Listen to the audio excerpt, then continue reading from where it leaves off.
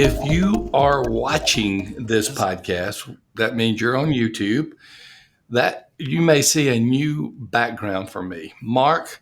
That is that's a sound panel there. Don't you like the abstract ocean beach That's look why you there? sound so good today. That's amazing. I, I Oh, don't okay. sound good today. I never sound good. I've listened to my voice. I've always said, now that Adrian is with the Lord, could he have left me his voice? But it never worked that way. I am now in Main Street, downtown Franklin, Tennessee. Great area to be. Love being here. The Church Answers offices shut down during the pandemic. We Church Answers didn't, but our physical offices shut down during the pandemic, and I just took the opportunity to move to downtown Franklin, which I love. So just want to let you know Very where good. I I'm am. in Baser, Kansas, downtown Baser, Kansas. So there you go. Main Street, just like That's me, I'm right. sure. Main Street, Baser, Kansas. That's right. Absolutely. We got the telephone back there, so we are hooked up with the phone, and we're good to go. That's my grandmother's phone. That was my Okay, grandmother's phone, by the way, back we, there. That's what that is. I You can't can't see see the the phone. phone. Look at that. I'm You sure can't it's see back that. there. Oh, now I see Yeah. it. Wow, that's pre-rotary Yes. dial. Yes. Mark, those are the phones used on They Petticoat are. Junction. I know. And on Andy Griffin. Yeah. Yes, yes. That's Mabel, right. can you get me to B real quickly? Yeah, yeah. Hey, we've got a three-part series coming up that I think may be one of our biggies in terms of the message we want to get out. I hope a lot of people will listen or watch it as well. It's a three-part series called Defining Success in Church Revitalization. Question that is often asked: how do I know if I'm successful? Um, Thing that we have addressed in passing, but we've never focused on it. So, Mark, we're going to take 3 episodes and we're going to define success in church revitalization. And I'm just going to put it right in there with the first of the 4 areas we'll cover for this podcast, and we will dive more deeply in the second one in this particular issue. But number one is it's all about numerical growth. That is a myth, and you have talked about it many I know. times. And really, it is not just a myth. Unfortunately, it's in our denominational DNA. And so it's pretty hard to exercise that and get rid of it.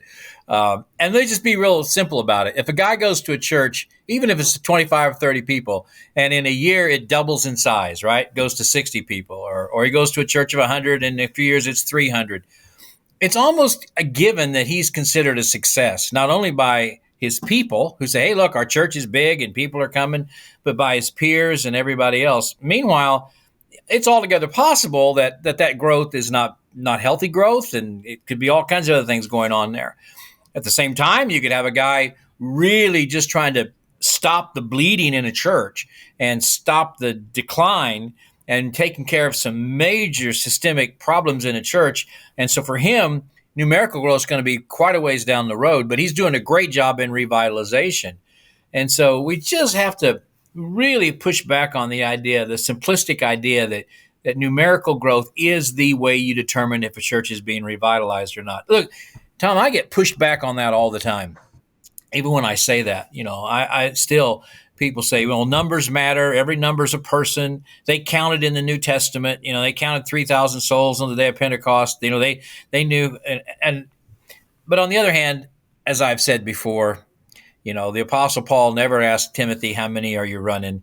And they didn't count after Pentecost. They didn't count every time they got together. It's not like they were counting every week and going, oh, we just got to get back to as big as we were that one day when 3,000 were saved. I mean, that's not the point at all. And by the way, since you brought it up, I mean, Jesus is always leaving the crowd and getting down to a smaller number. I mean, right? I mean, he'll put those disciples in the boat, leave the multitude, and have his disciples. And even within the disciples, he'll leave 8 of them or 7 of them and get off with 3 or 4. Matthew with Peter, Andrew, and James and John, those 4. And so there's this sense in which we feel like if we just have big numbers, then good things are going to happen.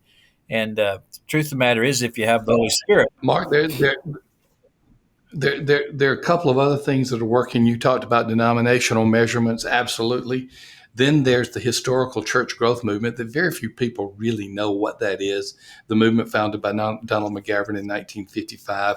Peter Wagner, before he went off on other theological issues, was kind of the successor to that. And then Thom Rainer, was considered one of the third generation leaders of the church growth movement. I wrote a book called The Book of Church Growth. I wrote the text on it. And here's the thing about it.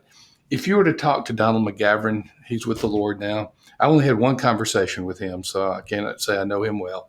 But if you were to talk to Donald McGavran, he would say, no, it's not all about numerical growth, but there are some churches that are using that as an excuse not to do the Great Commission. That's what he found out in India when he was a missionary. But it's the second and third generation of church growth that has made numbers the end instead of not even the means necessarily, but the all in all measurement. So church growth movement has a lot to be. I'm a part of it, and I have defended numerical growth, but it goes both ways. I mean, we had an Old Testament census. We had two Old Testament censuses. One was of God and one was of Satan. So obviously they're not all good. So, that's true. It said Satan incited them to count the people, and the first one was of God. Go count the people and the tribes. Yeah, I just I see this. yeah, I guess I grew up as a child of the church growth movement. I would agree with you that internationally, as it started, it was a real movement of God. I think as it morphed into the United States and as generation after generation got into it, I You're think what right. happened, some of it was consumerism. In other words, if a guy wants to sell a book or Exactly. sell a conference, hey, I can, just like me saying, I used to be in sales years and years ago, and I could say, hey, I could double your sales if you just let me come and talk to you about these sales practices I have. And so it was sort of a kind of thing of, how to break this barrier, how to double in this size. And it's sort of like the culture, the consumeristic Western culture kind of got into the church growth movement and it got all confused. Would you kind of agree with that, sort of? I will. Second generation and beyond. I would say it began, and then we started doing things like top 100 mega churches, and size became the paramount Well, measure. for a fact, So I whenever am. when you make those lists of the fastest growing, largest churches numerically, that's what everybody looks at, right? I mean, isn't that what most people, isn't that like sometimes your highest numbers of people who go to your blogs or your post is when you list those churches? I don't do enough of them. Outreach Magazine does Okay. one, and it's their best Yeah, selling. I It's their figured best so. selling magazine. We're going to talk about numerical growth in more detail in part two. We're dealing with myths, and myth number one is true. It's all about numerical growth. Myth number two: success means there's no more conflict in the church. All I say about that is that after 3 years of being with Jesus and a year and a half of being intensely with Jesus, the one they trusted the money to turned on him. So I mean, Yeah, if you've got Judas, I mean, Jesus didn't get 100%. I don't. That sounds really bad to say it that way, but it's true. And so you're the adversary is not going to quit. He's not going to give up. There's always going to be wolves in sheep's clothing, no matter where you are. If you're in a church, and so no, you're not going to have complete 100% consensus and absolutely absence of conflict. You're just not. If your goal is absence of conflict, you will eventually give away leadership to avoid conflict, and then you'll eventually have more conflict. yeah, yeah. Talking to really faithful pastor 2 weeks ago, and he said, if I can just get on the other side of all the conflict of this revitalization, then I feel like we would be where we need to be. Mm. I said, well, that's called heaven. You're going to have to die. Remember when Paul's writing to Timothy and he says, I want you to remain at Ephesus. I'm urging you as I did before. So he's told him twice, or at least. And he said, so that you might teach sound doctrine. And then he goes and lists so that people could argue over myths and genealogies. And I mean, conflict is always there. The Apostle Paul also said to the Corinthians, I want to come and see you, but I can't leave Ephesus because the great door of opportunity is open and there are many adversaries. So Paul said the adversaries in Yep. Ephesus were a reason to stay, not to leave. So look, if you can have adversaries of the Apostle Paul in the church at Ephesus, you could probably have adversaries in your little church out in the country with 14 or 15 people like I have. It's not that dissimilar. Well, you and I both have our big revitalization stories that we love to talk about. You're, you certainly have one that a big church building that turned into a great revitalization, but you still had too much building. Going back to the numerical growth, you probably heard me say this, but my church in Southern Indiana had 7 people. When we joined, or when we went to that church, I had 2 sons at the time, so we had 4 in our family. So I bragged that within the first month we had 57% increase in attendance. So, hey, I don't know what our percentage is, but at Linwood we had 3 the first Sunday I showed up. 5, or the first meeting, I should say. The first meeting was 3 people plus my wife and I, so 5 of us, I guess. So we'll count that as 3. I don't know. So we had what's 7. So Mark, what are you running? We had 70 last week. So you do the percentage. What is that? Put me on the high. If you go from 5 to 70 in a year and a half, that's a pretty high percentage. I think it's 2,333%. There you go. There you go. If I'm figuring that right. See, so we're going to put you on the list of the fastest growing church in the world ever.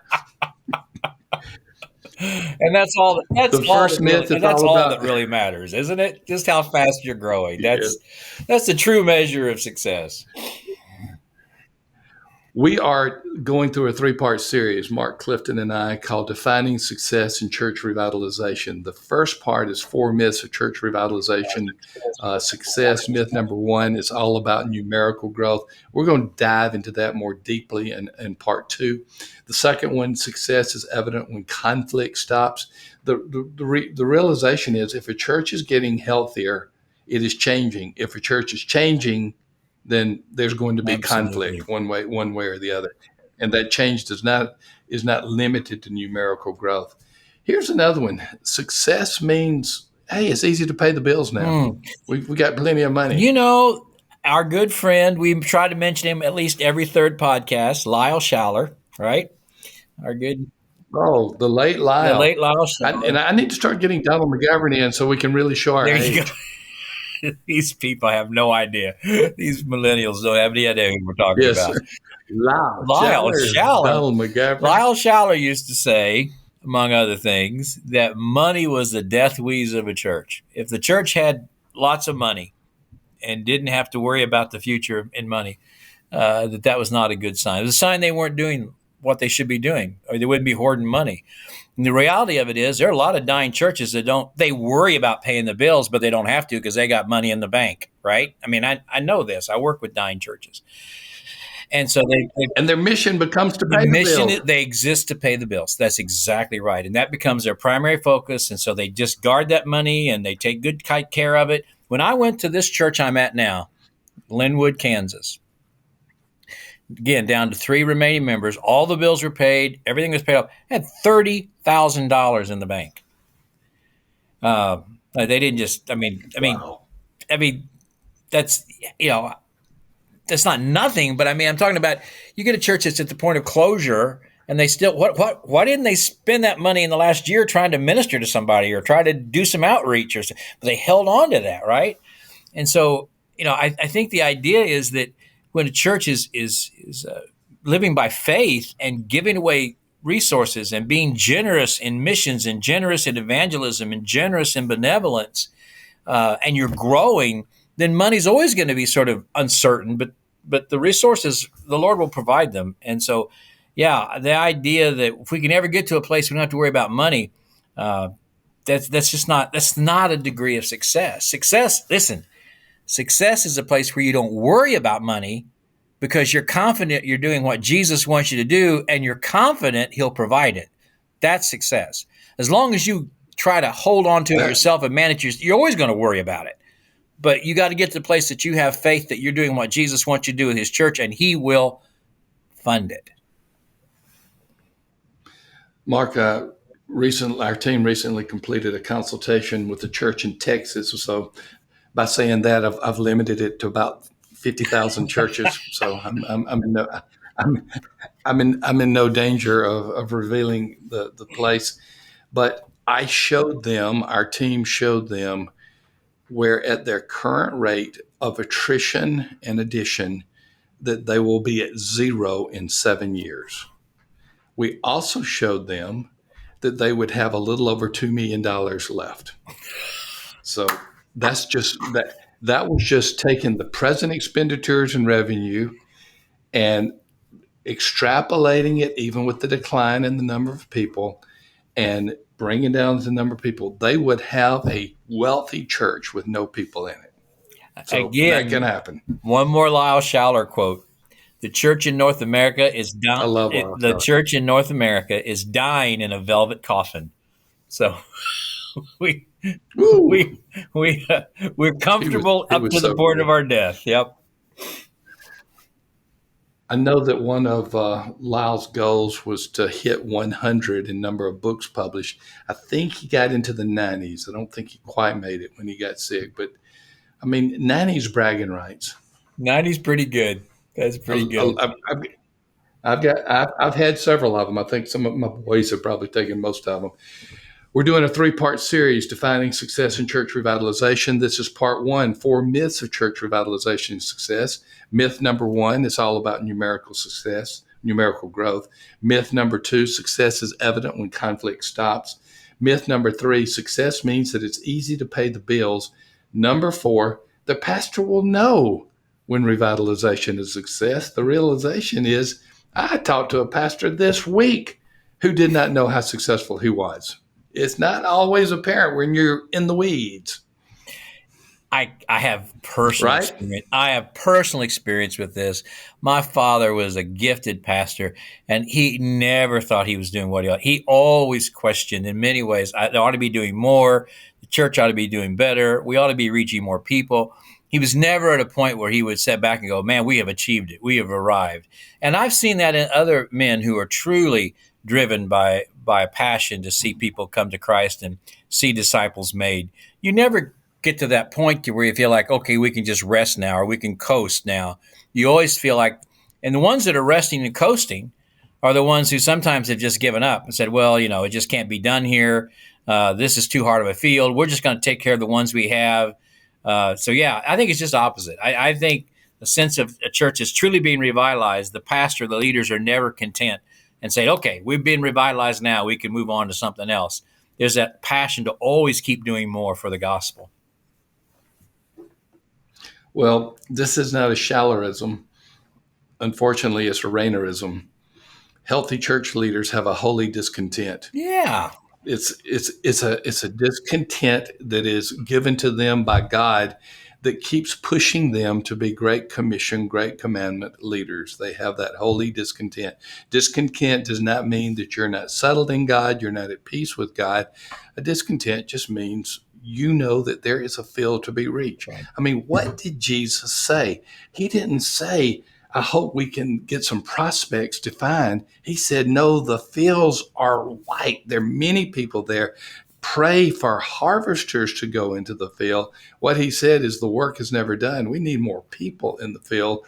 And so holy discontent is one of the characteristics I give of leaders, particularly in a revitalization situation. Well, I had a great uncle. Right? He went to rural North Missouri, a little town called Lineville, Missouri, right on the Now, border. let me ask you a Yeah. question. Let me Yeah. ask you. Wait, hang on, Yeah. Mark. Was he a wonderful uncle, or was he your uncle's father? He was my When uncle's you said father. He he's a was a great great uncle, and a wonderful uncle. Anyway, went to this little town. He and his got wife. it. He's probably 75 years old.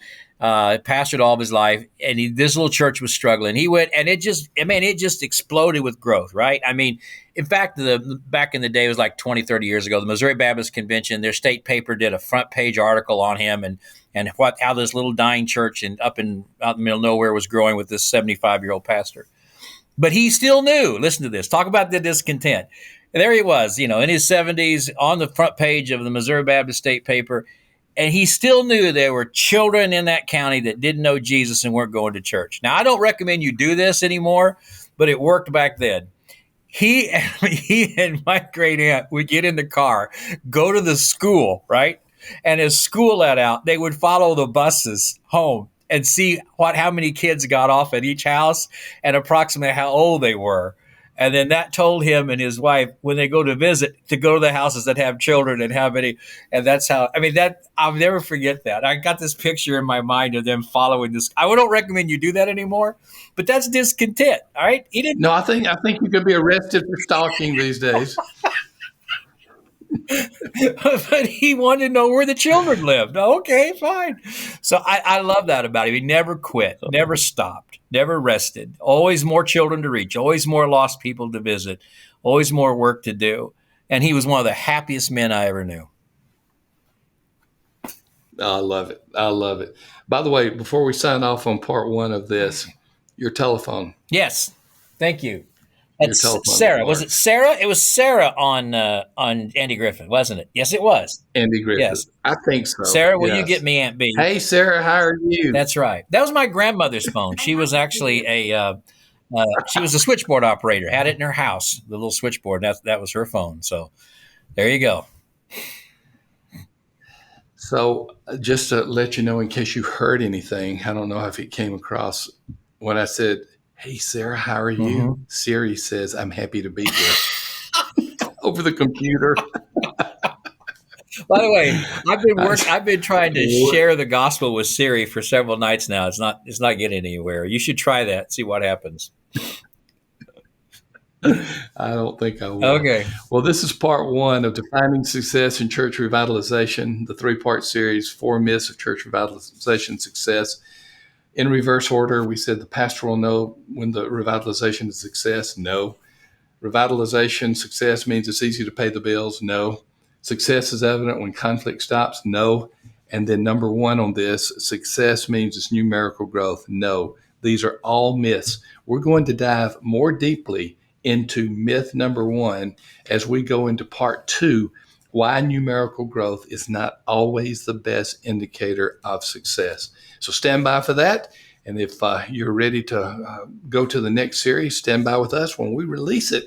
And we'll be talking more about defining success in church revitalization. Come back to Revitalize and Replant. We'll keep helping you get your church healthier together.